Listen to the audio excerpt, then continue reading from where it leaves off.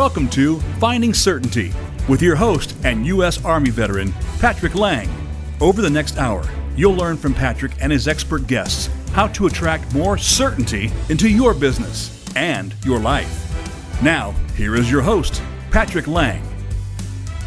Welcome to Finding Certainty, our favorite day of the week. I look forward to being here on the show all week long, not just because it's Friday and the end of the week, but more importantly, because I get to meet with extraordinary guests.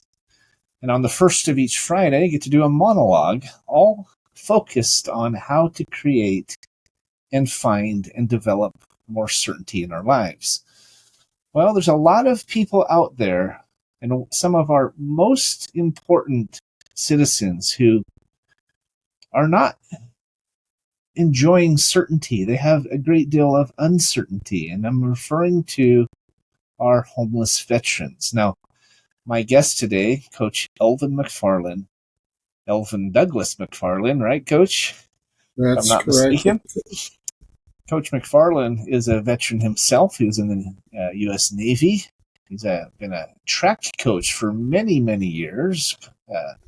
Actually coached Jackie Joyner-Kersee, and we'll talk a little bit about that today, but he goes by Coach. Everyone knows him as Coach, but Coach McFarlin, he now is the founder and CEO of a veteran foundation that is focused on veteran homelessness. Now, those two words, and I know you feel this way, you're going to talk about this today, Coach, but those two words should not even be in the same sentence.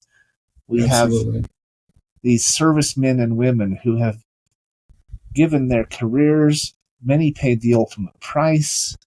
They've been injured. In many cases, they've been forgotten after paying that ultimate price so we could enjoy the freedoms that we do. Well, this is an important topic. Obviously, it's Veterans Day weekend. So I invited Coach to join us because I think this is a topic we need to break down, because if our veterans don't enjoy certainty in their lives, then who does? And who should? I think it's a really important topic. So, Coach, thanks for being here on Finding Certainty today. I really appreciate you taking the time. Well, Patrick, I want to thank you for inviting me. I've really been looking forward to this. We talked about this opportunity, and I call it an opportunity because of what I'll be able to share. So I want to thank you for that. Also want to thank the guests, veterans, just all the guests that are taking the time out to go down this journey with us. So, Patrick, I really appreciate the invite. Well, it's my pleasure. Really enjoyed getting to know you over the last couple of years now, as we've been talking and building a relationship. It's hard to believe it's been that long. It feels like we just met, but I've been watching what you're doing. We've talked about ways to help in your project, in your work that's so important and is so needed. And we're going to talk a little bit about that and some of the ways maybe we all can help to contribute to what Coach and his team are doing, and try to help these American warriors, these American heroes, to get off the streets. We got a shout out to a very special veteran I'm going to do later in the show today. A friend of ours, Art Crino, who just turned 100. He was a vet. He's a veteran. We can tell a little bit about his story as well. But so, Coach, I always start the show out by sharing a couple of main reasons why I've invited you as our guest today on Finding Certainty to be here. And the first is that obviously this life work of yours, this passion of yours of serving veterans and helping them get into housing, get off the streets, improve their lives is a really important topic. Obviously, we're a veteran-owned company. I'm a U.S. Army veteran. My dad was a veteran. The VA has been very good to him, et cetera, et cetera. And so there's a lot we can talk about here, and we could do multiple episodes, I'm sure, on this topic alone. But that's the first reason you're here. I think it's so important. When we're going to talk about certainty, we've got to talk about certainty for our veterans. The second piece, though, is you have spent your entire career serving your community as a coach with athletes, them in the military, in your own service, in your businesses, and obviously with the veterans that need your help so much. So you're kind of I talk about American hero. I consider you to be an American hero, an American warrior, an American leader, and an American just a superstar. I mean, you're a superhero in my mind. So, well, I appreciate that, Patrick. I do, but I just like to think of myself as a servant of God. I think it's a responsibility that we all have. We don't talk enough about what our true purpose in this world is. You hear the cliche, we're going to leave the world a better place. Well, that entails doing something about the conditions. The Bible said that we'd always have that portion of our population that's in need, that needs support, needs help, and it's our responsibility to do that. My affinity for veterans comes out of two motivations. One is just what I just explained. I mean, there is too much waste in this country not to have our veterans in adequate housing. But the other and more personal reason is my brother, 2 years younger than I was at the time, or am at the time, he died homeless. He came back from his tour of duty and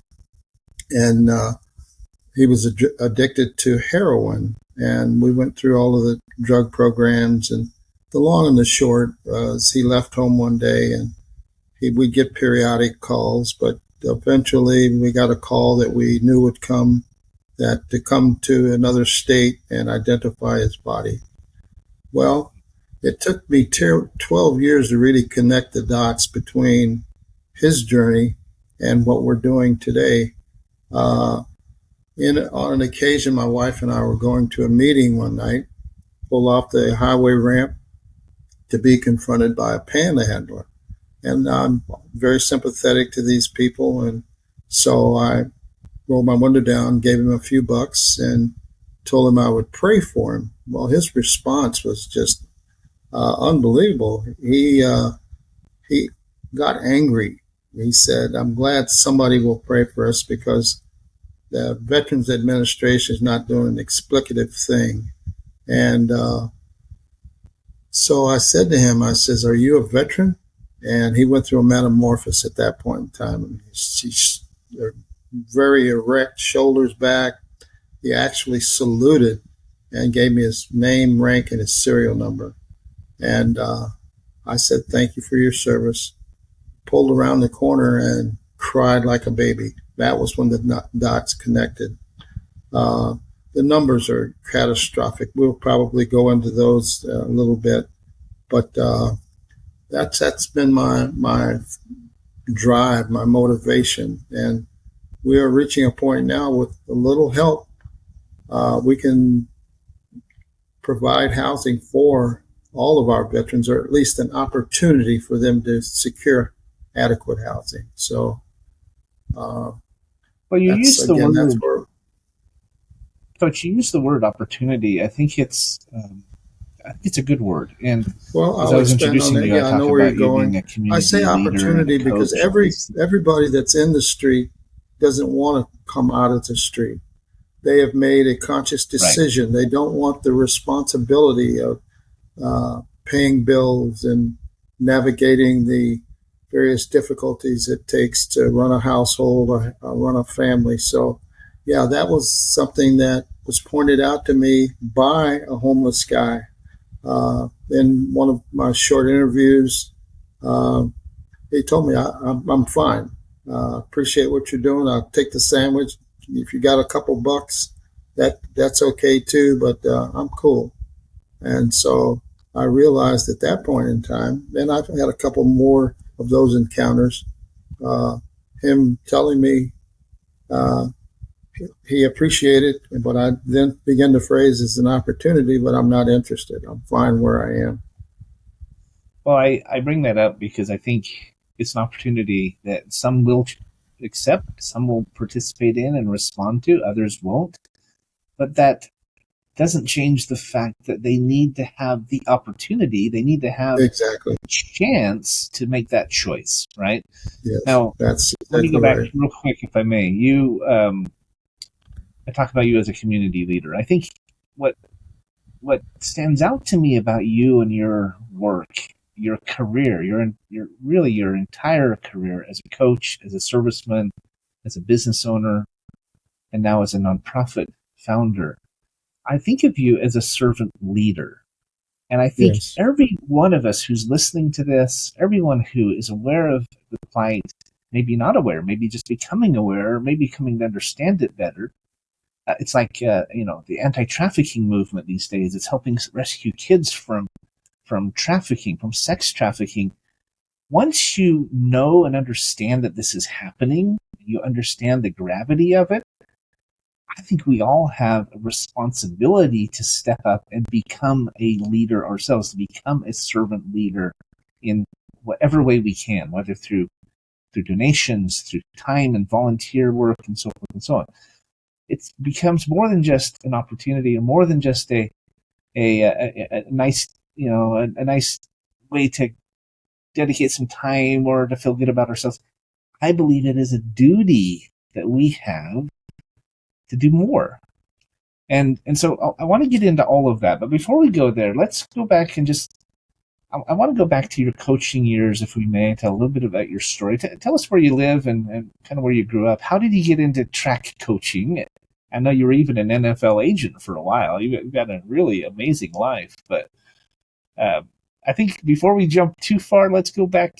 Let's rewind for just a minute and get a little bit about who is Coach Elvin. Yeah. I was born and raised here in St. Louis, and out of high school, I had made a decision to join the service. I had an uncle and a cousin who were both Army people, and they looked so cool in their uniforms. And I thought, whatever I pursue, it's going to be something related to wearing a uniform. And so, right out of high school, I joined the Navy. I got good duty aboard the USS Enterprise, the nuclear-powered sub when it was first commissioned. I had a great service experience. There were some hitches, primarily because of the culture of the country at the time. This was in the 60s when I joined. And so the Navy was not the branch of the service that African Americans were invited. We were more Army, Marine kind of invitees. And so I suffered through some things. But my motivation, aside from my uncles, was that when I heard the term serve my country, that's what I wanted to do. It fit hand in glove with the lesson that I'd learned from my mom and dad, to serve others, love your neighbor as yourself. And so, this was ideal for me to go down that path. When I got out of the service, I still had the same mentality. I went back to school, and I graduated political science major, and I pursued a course in law. I had 1 year of law school, but it was a commute, and I was married at the time, so it was like I'd come back home on the weekends, except for the weekends that I had testing to prepare for, and it was just too hard. I eventually transferred to what was the night school here in St. Louis University Law School. Interestingly enough, they shut down the same year that I transferred back. But I had been in law school long enough to find two things. Number one, it wasn't what it was cracked up to be in terms of, well, it's a political kind of pursuit. And I wasn't interested in fighting people. I wanted to help people. And so But what I did was recognize a need that was during a period of time when lawyers and doctors in some cases were being sued for malpractice. And it boiled down to bookkeeping.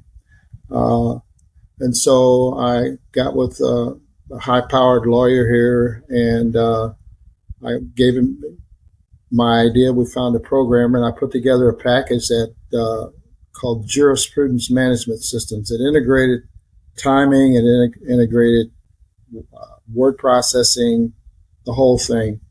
And it was successful, but we wrote it in something called Pascal. I don't know how much you know about programming, but it was supposed to become the new C++, and it never happened. So when Microsoft came along with Windows, we were not non-compliant, and long or the short, I was unable to raise the money to convert it. But it did very well in the marketplace for probably about a year and a half. But what I realized, Patrick, was that wasn't really what my interest was. It was a for-profit company, and I'm all for profit, but I wanted to do something where I'd have more room to give.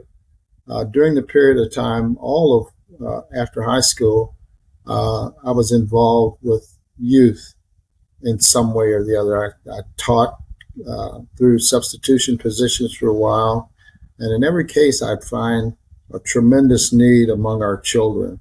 And again, these are predominantly African-American kids, and the opportunities, the resources weren't there. And so I found myself really leaning hard into that.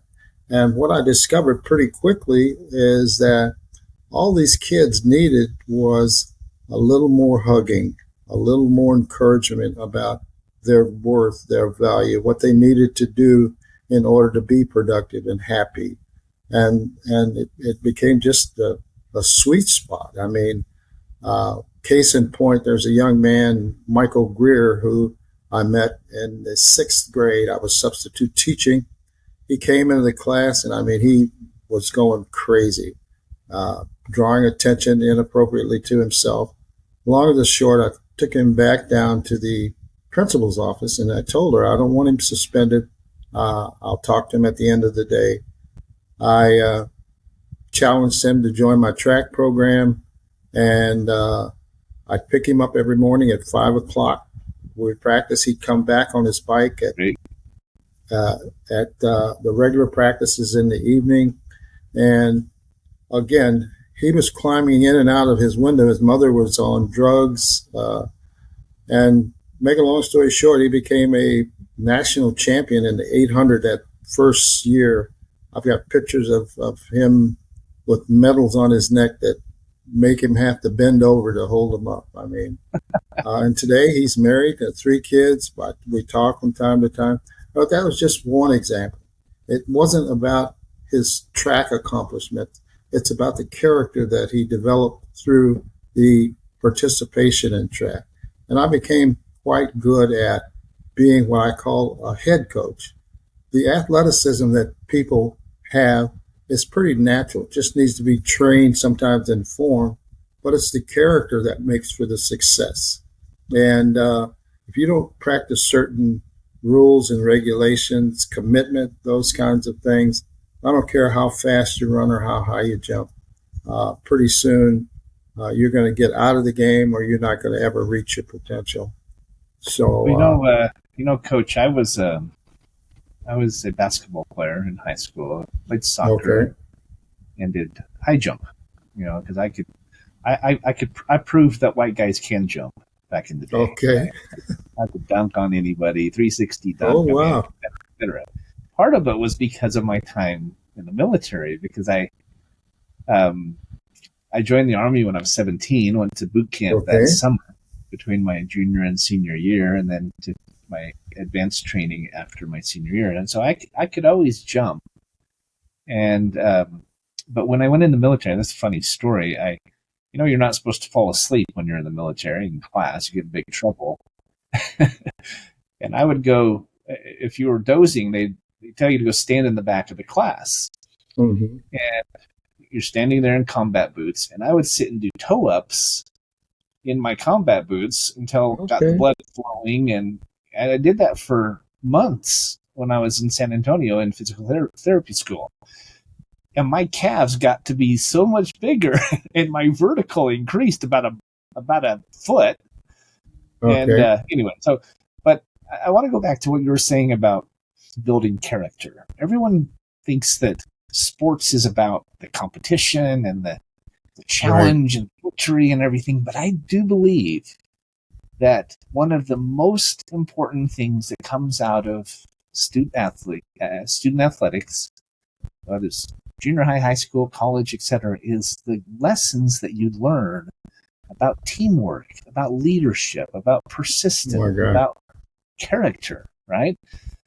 Before we run out of time, I want to go back and ask how you met Jackie Joyner-Kersee, and how old was she, and tell us a little bit about it. I think people are interested because obviously she won 3 gold medals, 2 silvers, a bronze. I mean, she's American. She's an American icon, right, in track and field space. Oh, absolutely. Nino Fenoy was her coach in youth athletics. I became the director of youth athletics, AAU at USA Track and Field. So I interacted with a bunch of athletes, Ezekiel Elliott, the running back for the Dallas Cowboys. Nice. Brandon Miller just qualified for the Olympics. His brother, I can't think of his first name, Derek Miller Jr., just signed a contract with the Kansas City Chiefs. And my involvement with all of these guys was just encouragement. I would do some corrective instruction. Ezekiel was a hurdler, 300-meter hurdler. And so, but the greatest time that I spent with these kids, Patrick, was the beginning of the track practice and the end. At the beginning, everybody would sit. We had numbers that totaled 200 athletes for summer track. And I would sit and talk to them for 10, 15 minutes before practice. Actually, it was instructional in that we're looking for determination. We're looking for stick-to-itiveness, just a commitment. And those are the kind of things that I think really bolstered their skills outside of my showing them how to jump a hurdle or whatever. Jackie and I became friends through her coach, Nino Fenoy. I did some, while I was an agent, I did some promotions in terms of their image and things like that. I've worked with a few companies, a few that are mentioned in the resume that I sent you. But Jackie is just as congenial, just as down to earth as any person you would think somebody that had the achievements that she had in track would be a little snooty, but not Jackie. I can actually call her. I think she's a great example. Oh, absolutely. A phenomenal athlete, really incredible person. I've followed her career. She was a big example to anyone in track, right? And I agree with you. She is another servant leader. She's a leader in the field, but a servant to everyone around her. And you know her obviously way better than I do, but that was the impression I always got of her. That I was really impressive. I think that's we need more of those, right? And whether it's politics or sports or business or whatever. Anything else you'd add before we run up against our break here? Well, I'd like to touch on the transition. I did track on the document that it's an old resume. I think I listed 39 years. I did it for closer to 50 years, 47, 48 years. That was a source of my happiness. Aside from my wonderful wife who was very supportive, I was able to take a lot of kids out of poverty, teach them a lot. that kind of thing. But in 2009, I had a severe back surgery, and it limited me to what I could do. And then it turned out the surgery was done poorly, and I had to have another surgery in 2016. Gave me a lot more mobility, but it really actually changed my trajectory in terms of what I could and could not do. It was during this period of time when I was dealing with my brother and really starting to understand the issues of veterans and support systems. I was also dealing with trying to get my service disability compensation. That is another stuff that I'd like to talk to you and to some other people on the line here about. I mean, it's a travesty the way that system is set up, and it's only because it's a big system.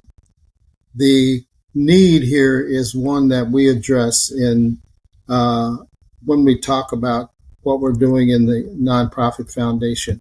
But the transition from track to field was pretty smooth. I mean, it's just doing what you can based on what you see the need is. And so,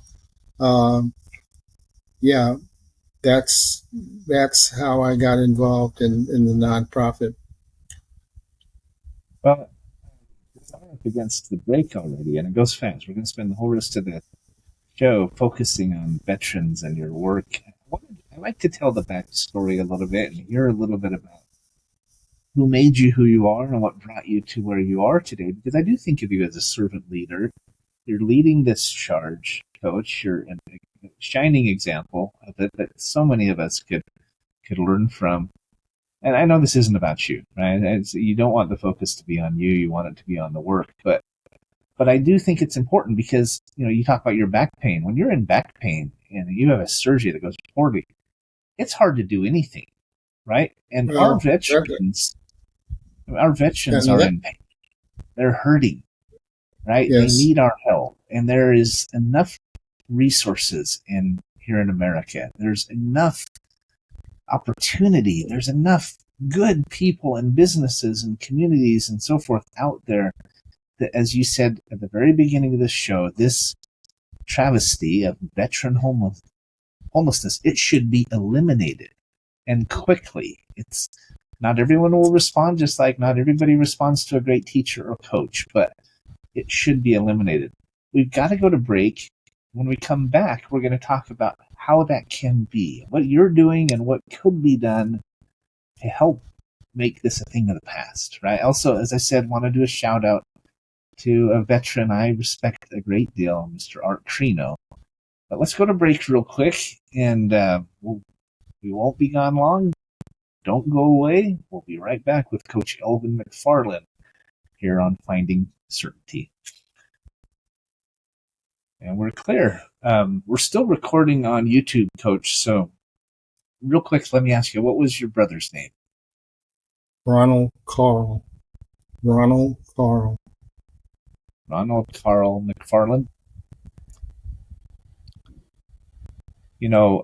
I remember you telling me that this topic hit close to home for you.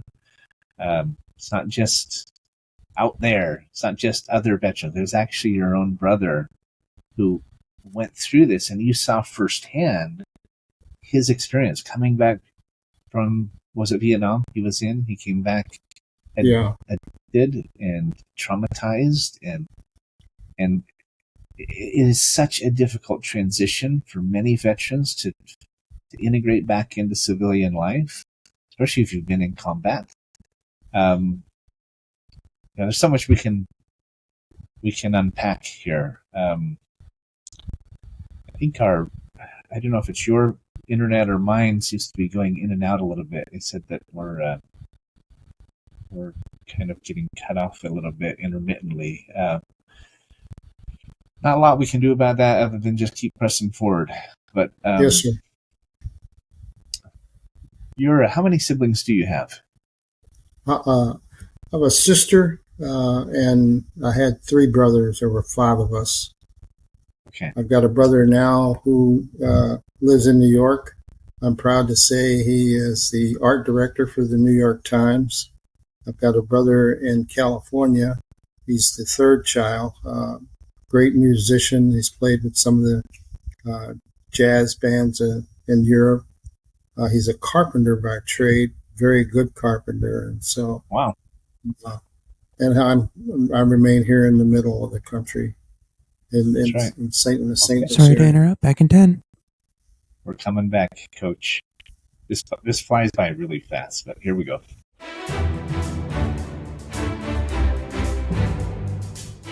You're listening to Finding Certainty with Patrick Laing. Have a question for Patrick or his guests? Join us on the show at 866-472-5790. That's 866-472-5790. Now, back to the show with Patrick. Welcome back to Finding Certainty. If you've just joined us, we're visiting with longtime track and field coach Elvin McFarlin, also a Navy veteran, now the founder and CEO, president, head cook and bottle washer of your veteran organization, Honor to Our Heroes. I know you wear a lot of hats. In fact, if you're looking at the YouTube version, he's actually wearing a hat right now. He's wearing his cowboy hat. And I see you in that hat probably more than I see you anywhere else, Coach. Is there any symbolism to the cowboy hat? That's because I do everything but sleep in it. I'm going to date some of the listeners. There was a TV show in the 50s called Sky King, and he wore a hat and flew a plane. He flew a Cessna airplane, and the first time I saw that show, two things happened. I loved this guy's character. I loved how he came to the aid and rescue, but also the fact that he flew an airplane. I subsequently harbored that dream until I was able to get my private pilot's license at age 40. And so that's the hat story. I like it. Every time I see you, you're wearing the black cowboy hat, I think. And so it's kind of it's come to symbolize you and your who you are, and I love it. But okay, so let's talk about the problem first.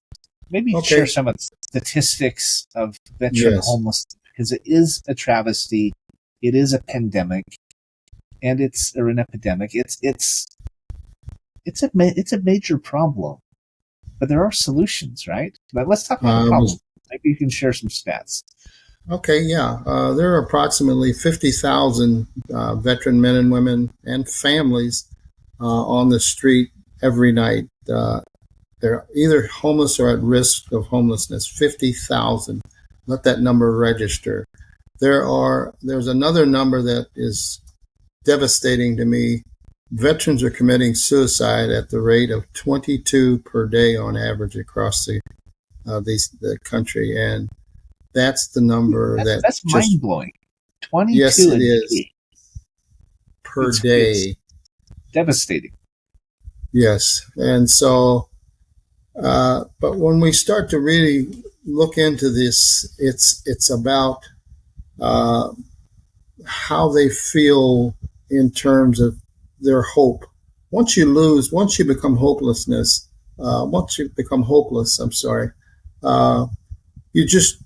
it immobilizes you, and eventually the pain is so devastating you just don't want to be here. And so that's a driving number for me. The campaign, I'm going to jump right into it because it's really important that we get this word out, Patrick.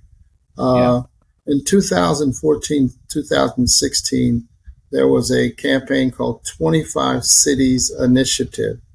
If you Google 25 Cities Initiative, it'll come up, give you all the stats. 25 cities had the highest number of homeless veterans were the communities that were funded. It's about a $2.5 million fund, but over a period of less than 2 years, they got 29,499 veterans transitioned into adequate housing. I thought to myself, wow, what is that model? What is that about? So I started to interrogate the VA, HUD, and the U.S. Interagency Council on Homelessness. Those were the three organizations that sponsored it. So when I drilled down a little deeper, I found out what the problem was. All of these organizations suffering for working capital.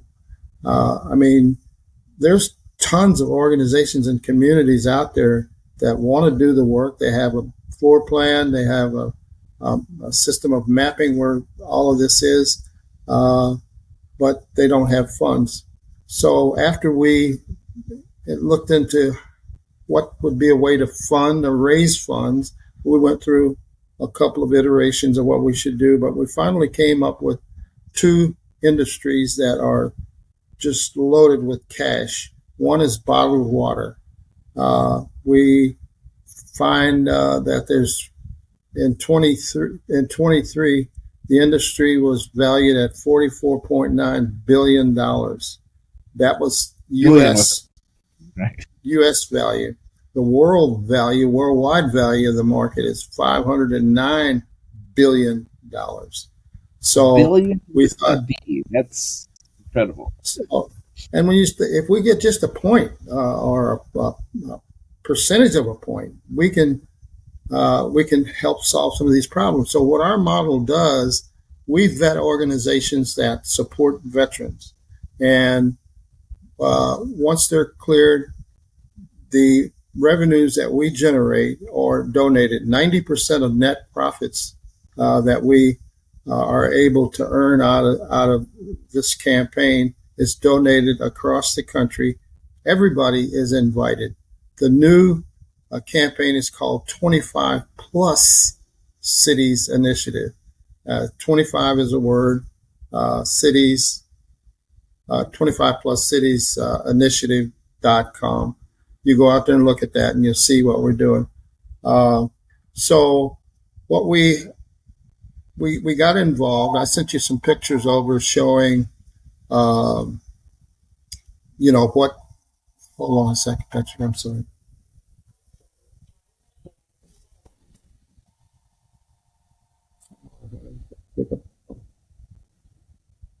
Well,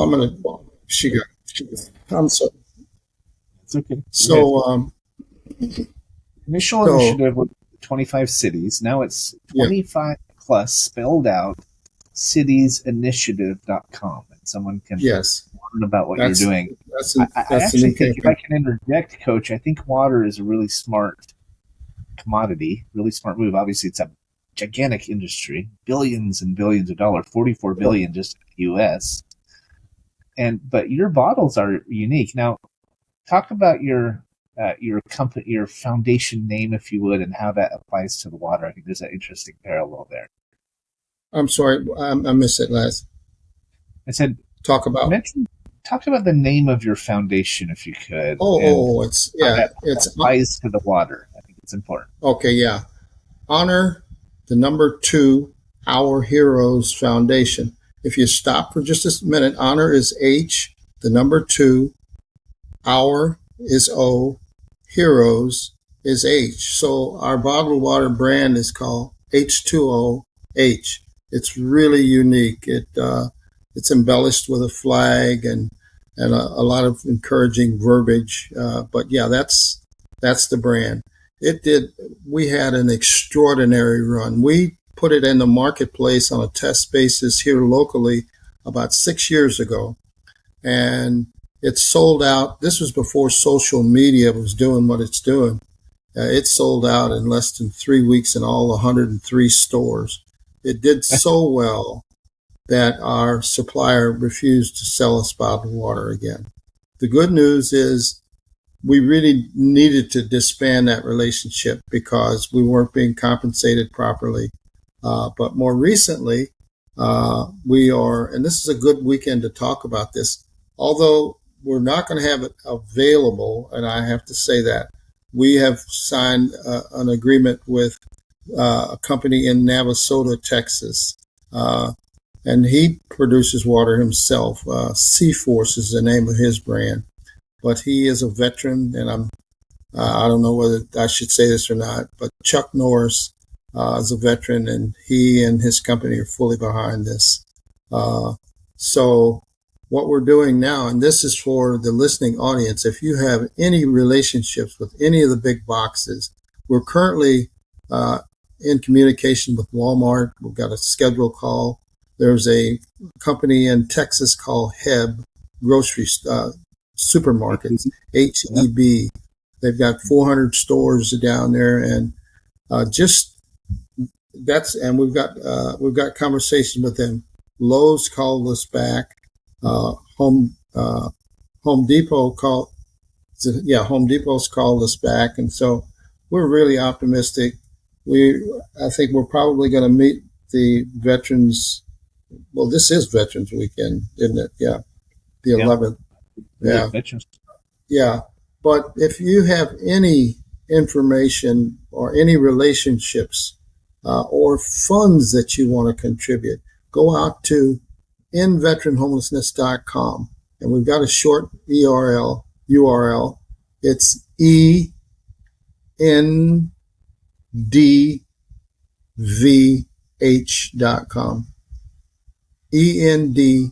endvh.com. It'll tell you about everything we're doing, give you all of the information. But when it comes up, you're going to see a QGIve emblem. This is important. Press that button. It'll take you to a secure donation site.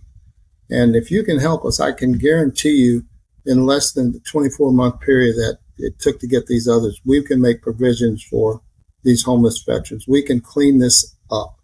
We've got support from Veterans Administration now. We're a part of the government buying system called SAM. And I'm sure that's so exciting. You who are in business understand SAM.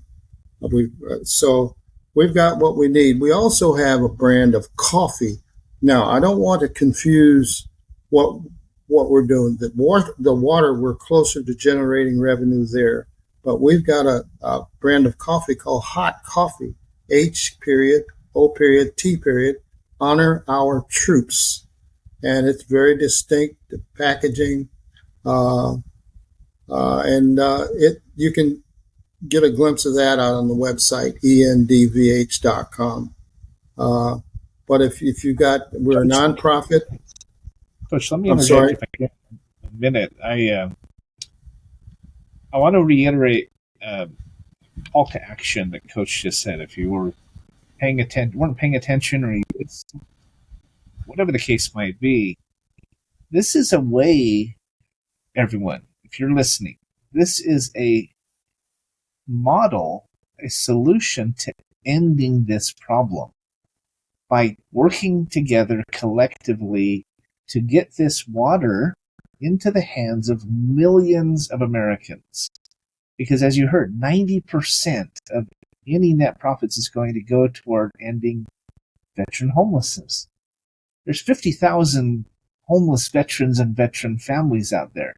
That's a pretty big number, but it's not an insurmountable number. It's a number that we could affect and could impact. Now, to be clear, this H2OH water is it's really good tasting. It's filtered. It's high quality. Maybe you can talk a little bit about the water itself. And I know you've just you're getting a lot of interest. I have been trying to help Coach through our company and through what we do. And I will tell you this, Coach, you know this already. I'll say it on the air. Any grocery or outlet connection that you as listeners have, introduced to us, reach out to me at certaintyteam.com is our website. 888-684-3122 is our phone number. Let us know, because we have the resources to fund any purchase orders, any supply chain funding. If he has a PO from Walmart or Kroger, which I have a connection to Kroger, by the way, Coach, I can introduce you to HEB, to Lowe's, to Home, whoever that is, if they have a purchase order for this water, we have the resources to literally fund every single dime. A lot of things we can do, and I want to get in a couple other topics before we're done here, but talk just briefly about the water. He also has the coffee, Hot Coffee, which is another enormous industry, right? Multi-billion-dollar industry. Oh, yeah. You mind just commenting briefly on the quality of the water and why it's It's not just a Well, good idea, but it's a great product. You alluded to it briefly there. It's artesian water. It's the most pure water you can find. The water we're drinking out of the stores today it's cleaned up. It's a process called reverse osmosis. But the water that we're bottling is artesian well water. This company sits on hundreds of acres of it. It's almost to me like God said, okay, I'm going to put this out there and you'll find it someday when the need becomes to help other people. That's the way I look at it. But the water is just some of the best you'll ever drink. The quality, the taste. And this company is highly rated. Again, it's owned by a veteran and he is willing to serve. We just need, again, some relationship connections, and probably the best way to get the information would be to channel it through Patrick and Certainty. And he and I talk all the time. So, yeah, no, this is a great opportunity, and I can guarantee you. We're in this. We are in this together. We're here to help. We're trying to do what we can to support Coach in his efforts. This water project and the coffee project are one of the best ways we can help, because as with any nonprofit, Coach said this earlier in the show, the number one thing they need is funding. The more funding they have, the more good they can do, the more veterans and others they can impact. That applies with any nonprofit, right? Whether you're trying to rescue kids from trafficking, they need more funding. Helping veterans get off the streets, they need funding to build the housing and facilitate that transition. Now, you said a comment earlier, Coach, and unfortunately, the hour flies by really quickly. I've had guests on who said, well, how are we going to fill up an hour? I said, trust me, you're not going to have to worry about that. It goes so fast. You talked about veteran benefits and how difficult it is to get benefits as a veteran. I want to give a shout out at the very end to my veteran friend, Art Crino, which we got to save a couple minutes for that. But let's talk about benefits, because I have another relationship here in Henderson that can help any veteran get their disability rating. They've helped thousands of veterans to do so. So if you are a veteran who hasn't gotten a disability rating and thinks you could, maybe you got a 10% or a 40% and you'd like to get 100%, reach out to us at certaintyteam.com. Call me at 888-684-3122, and I'll introduce you to our friends at RLC Veteran Assistance. They can help you get there, and we're working with them to get this out to veterans all across America. Not only do we need to get the homeless veterans off the streets, we need to get veterans to have access to their benefits. Did you know that every veteran who is discharged or retired, Congress sets aside $18 million for that veteran? But do you know that many of them never get access to those funds? That's right. They apply, they get turned down, they give up. I mean, they don't appeal, they don't know how to appeal. They need the advocacy that people like Coach can offer, people like my friend Len Cullen can offer, that others like this can offer to help them get their support. It's not that the funds don't exist. It's not that they're not available. It's not that there aren't good people out there wanting to make a difference. It's that the veterans don't know where to turn and who to trust and where to start. Yeah. We're telling you, we can help as a collective citizenry across America. We can help. So I had to get that in there before I forgot, Coach. But what is the number one thing that you need besides introductions to major grocery outlets and distributors? Obviously, donations are helpful. Is there anything else that you need from our listeners that could help you in this work? Well, you've hit the nail on the head with reference to the the references and the funding. If we can get just minimal amounts of funding, we're not trying to hit you up for millions, but if you can do anything with this funding, we are so close. We've got all of our labeling. Everything's been approved. Again, we're reaching out to companies that have shown some interest, but all of them have their processes, which in some cases I'm asking they be avoided for the purpose of this. I'm reaching out to CEOs, C-suite level management, explaining in detail what we're doing. And the encouraging part, excuse me, the encouraging part is I'm getting results. I'm getting callbacks, and we're setting up appointments. But again, go out to the website, endvh.com. And if you got a few bucks, that will help, because that will allow us to continue to dot the I's and cross the T's that we need to get where we want to go. You know, the only difference... Go ahead. Sorry. The only difference, guys, between a for-profit company and a non-profit company in many respects is the work that they're doing, but also... Can you hear me okay? You came back. I heard you say the only difference between the work that they're doing. What I was saying was that the real difference between a for-profit and a non-profit organization is the word non. Every non-profit organization has expenses. They have rent, they have utilities, they have internet and legal fees and marketing fees and all these costs that a non-profit has to undergo to affect their mission and to do the work they need. And so the funding is so important to get the word out, to facilitate contracts, to travel, to meet with these CEOs and these distributors and so forth and so on.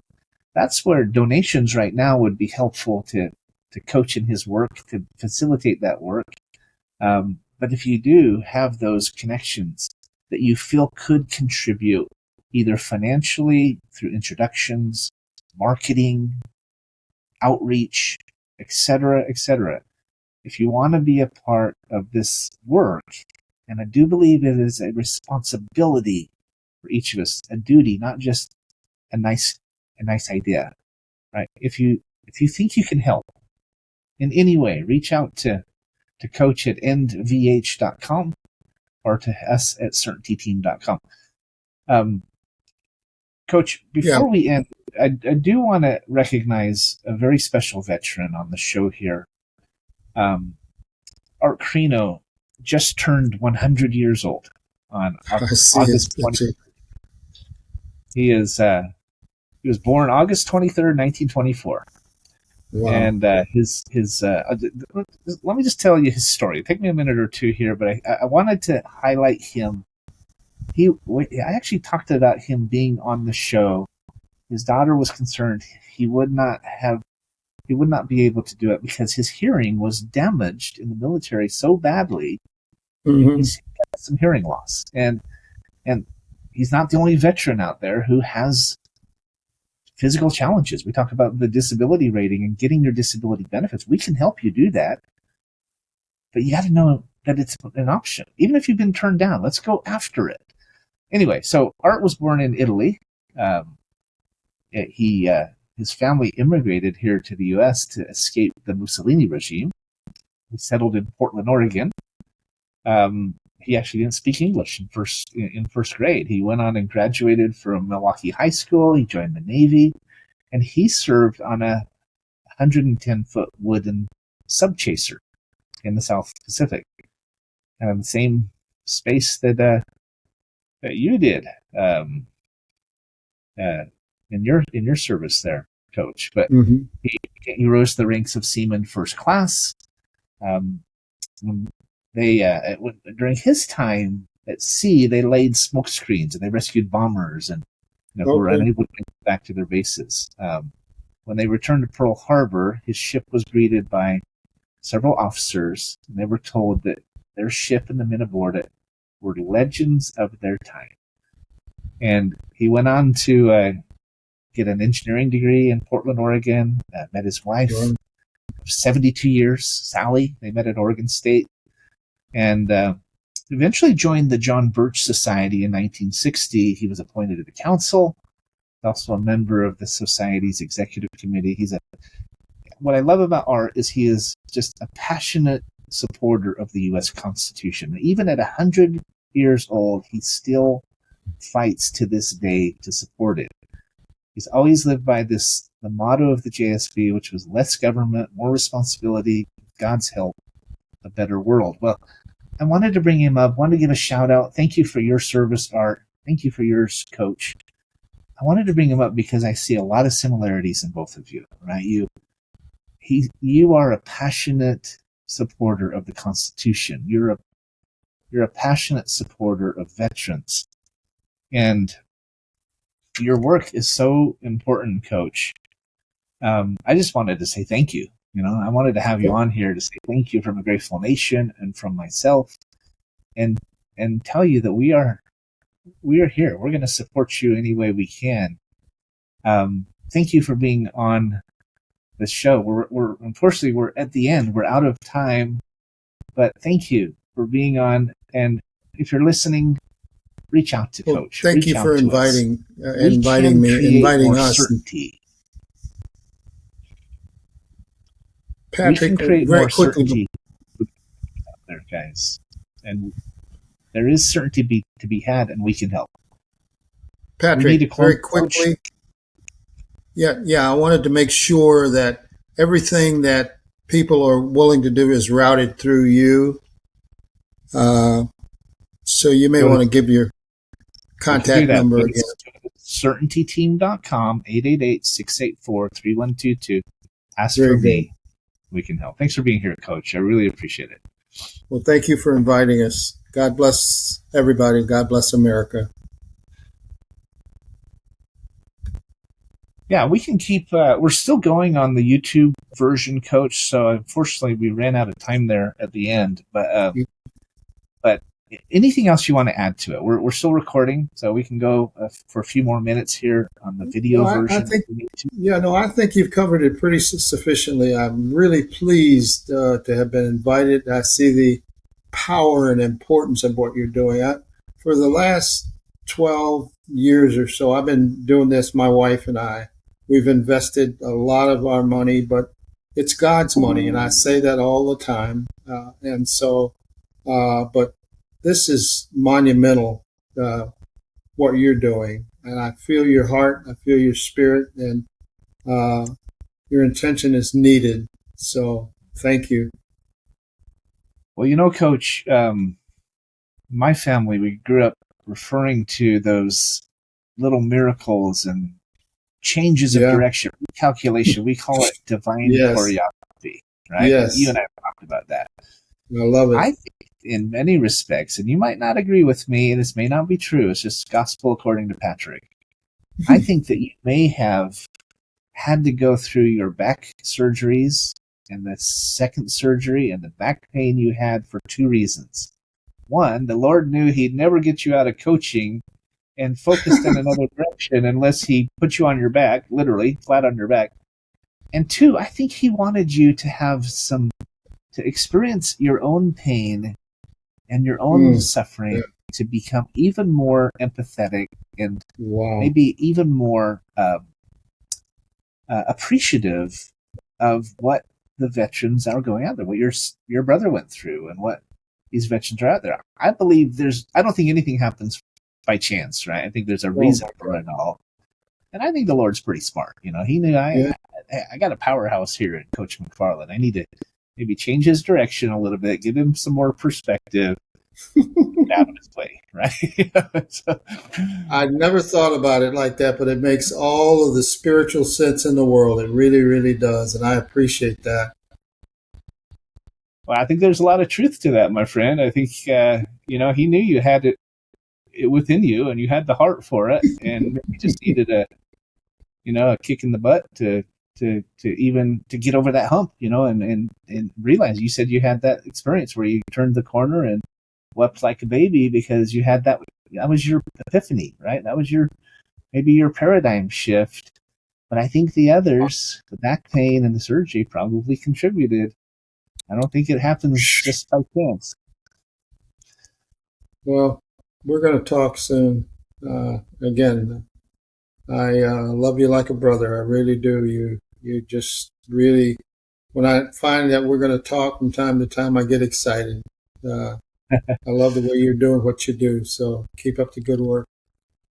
Well, Coach, as I mentioned, I have a meeting. I have a very good connection who lives in Lynchburg, Virginia, where Kroger's is headquartered. He knows the top executives for Kroger. Can literally walk in the door and talk to them about anything he wanted to, and he has many times. Oh. I have a meeting with him on Monday. Okay. He's also a real patriot, right? He's very political, has gotten involved in a lot of political campaigns and supporting them, and he's just a really great guy. He also owns one of the largest databases in the country with millions and millions of businesses, churches, and names in it. So he's a guy I want to get together with you because he could potentially open up the door with Kroger for H2OH. And if he could do that, like I said, we can fund it. We have unlimited funding. If there's an actual purchase order saying we want 10 million bottles, we can write the check, right? And so, not personally, but our connections. And so, no, I know what you're but yeah, there's a lot of things we can do. We talk about being able to help you raise unlimited funding with what we do. You and I think, need to have additional conversation about that because we have new programs that you don't even know about that could do even more. I mean, talk about getting some funding coming in for you. Heck, I'll send you a link to one thing today that you can look at. But, we don't charge anything for that work. Any nonprofits that we help, we don't charge a dime for our help, as you know, and you and I have talked about this. We're reinventing fundraising. It's reciprocal fundraising. There's a benefit to all parties involved. And so we definitely should talk again. Anything you'd want to add before we end the video here? I just want to thank you again, and looking forward to doing this work with you. I assess what we've done today as us becoming closer team members, and so you understand the mission, I understand the mission, and we understand the source of getting it done. It's your management style that the many things that I'm attempting to do preclude me. There's been so much that you've availed me to that I have not been able to do for, the need to focus on getting all of the I's dotted and T's crossed on this product. We're there now. So we've got a, you're ready. We've got a, okay. All right. Well, again, your meeting is Monday. When do we need to talk back?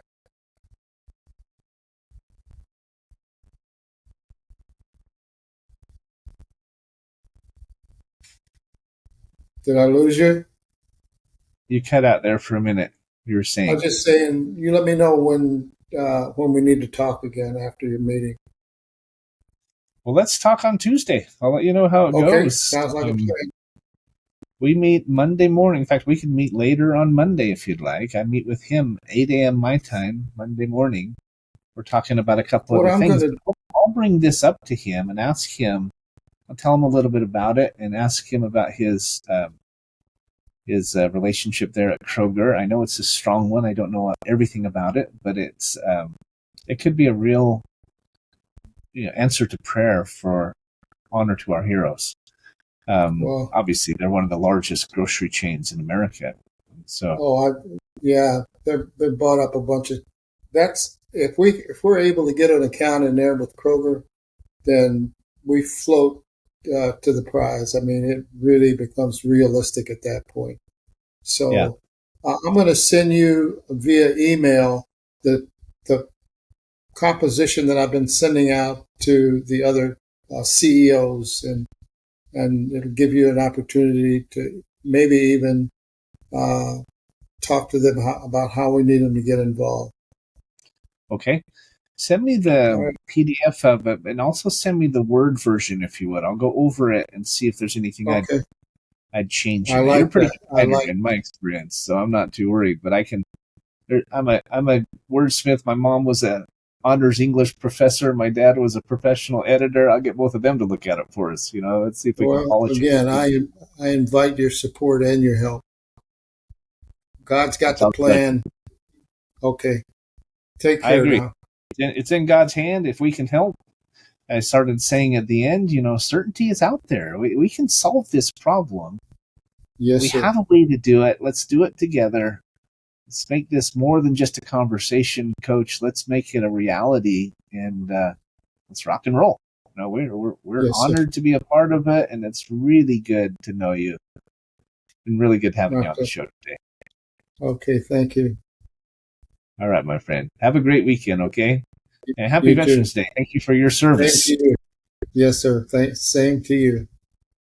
Okay, I'll talk to you later. Well, that's Coach Elvin McFarlane. I apologize if you were missing some pieces. We had a little bit of internet issues. I think I've got to crack the whip on Cox.com, I guess. The bill's paid, so I'm not sure what the problem is. But regardless, things are hard. Business is hard. Nonprofits are hard. Sometimes it's hard to even do a radio show when your internet is having challenges. But you could hear as you listen to Coach McFarlane, he is salt of the earth, right? This is not about getting rich. It's not about making a name for himself. And it's not about anything, not even leaving a legacy. For him, it is about the veterans.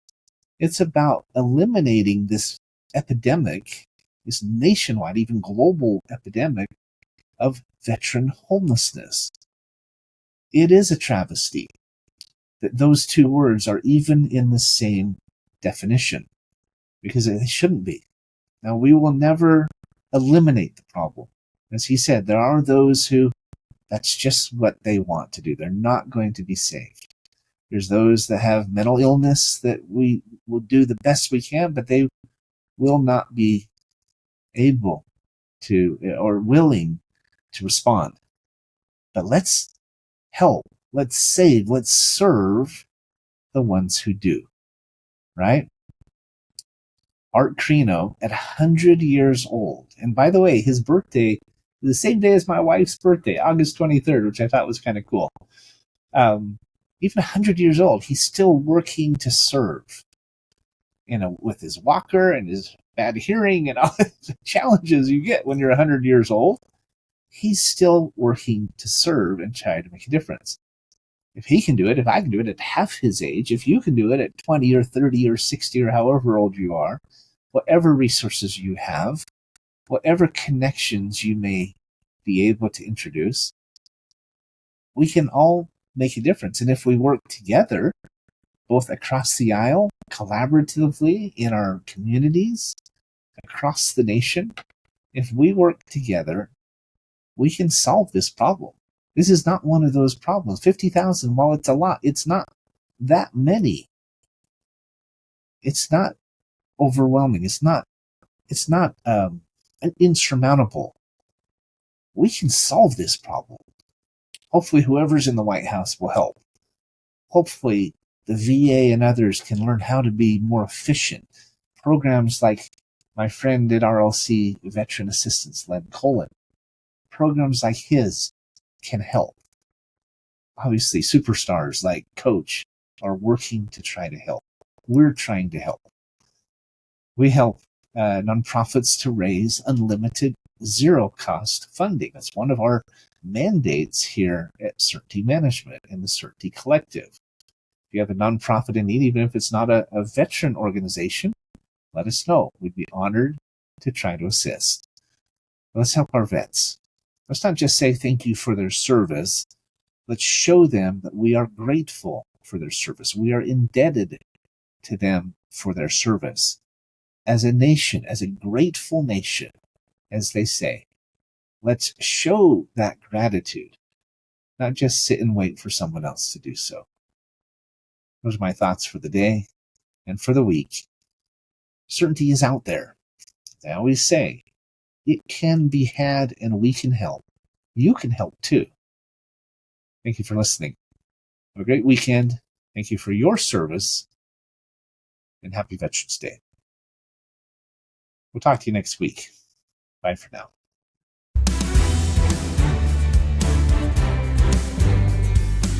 Thanks for tuning into today's episode of Finding Certainty. We hope you've gained some more insight into how to create more certainty in your own business or nonprofit. Join us next week for another taste of the Certainty Experience. Until then, we wish you greater certainty in all that you do.